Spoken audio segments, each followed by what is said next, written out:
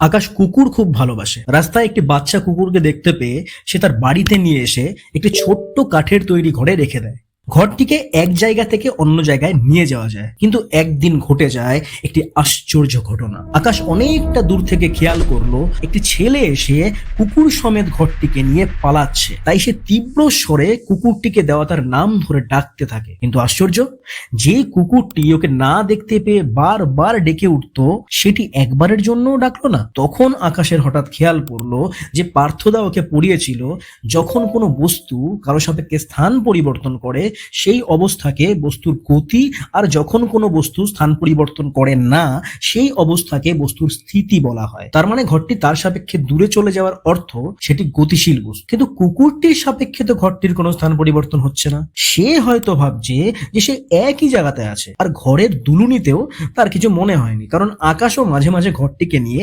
এদিক ওদিক যায়। তখন আকাশের বিষয়টা পুরো স্পষ্ট হলো। অর্থাৎ এই গতি আর স্থিতি সম্পূর্ণ আপেক্ষিক। মানে একজনের ক্ষেত্রে যা গতিশীল অন্যজনের ক্ষেত্রে হয়তো তা স্থির, আবার একজনের ক্ষেত্রে যা স্থির অন্যজনের ক্ষেত্রে হয়তো তা গতিশীল।